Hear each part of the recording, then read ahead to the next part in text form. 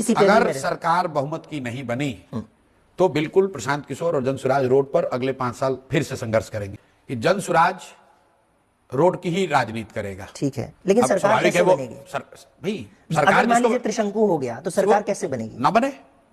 अच्छा, न बने, लेकिन किसी को सपोर्ट नहीं करेंगे। सवाल ही नहीं पैदा, किसको सपोर्ट करेंगे? यही मैं समझने की कोशिश कर रहा हूं। सवाल ही नहीं पैदा। अगर ऐसी स्थिति आ गई कि जनसुराज के कहने से ही सरकार बन रही हो या न बन रही हो, तो जनसुराज फिर से चुनाव चाहेगा। क्योंकि लोगों के सामने दिल्ली का एक अनुभव है। कोई नहीं, वो आप कोई इसका पैरेलल नहीं है। दिल्ली में कोई 3 बरस पैदल चल के पार्टी नहीं बनाया है। जो बिहार में हम लोग कर रहे हैं इसका कोई पैरेलल नहीं है। बिहार की जो परिस्थिति है वो भी अनपैरेलल्ड है। बिहार के लोगों की का जो कष्ट है, जो दुर्दशा है, वो भी अनपैरेलल्ड है। तो ये अनपैरेलल्ड सिचुएशन है। अगर आप कहते हैं ऐसी स्थिति आ गई कि जनसुराज किसी को समर्थन करे तो सरकार बने या ना बने, तो हम लोग कहेंगे भैया हम लोग कुछ नहीं कर रहे, तुमको बनाना है बनाओ, नहीं बनाना है राष्ट्रपति शासन लगाओ, नहीं करना है फिर से चुनाव कराओ।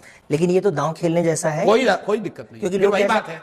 आप दाव खेलने से क्यों लोग डरते हैं? क्योंकि उनको लगता है कि उनको मंत्री बनना। हमें मंत्री बनना नहीं है। नहीं, लेकिन ये हो सकता है ना कि जनता ये कहे कि अरे यार ये तो किसी का समर्थन ही नहीं करता, अगली बार वोट नहीं देंगे। फिर हम मान लीजिए हम लोग ने वो गलती की, जनता ने फिर चुनाव हुआ, हमको 0 कर दिया, फिर हम फर्श पे आ गए। फर्श पे रहने को तैयार है।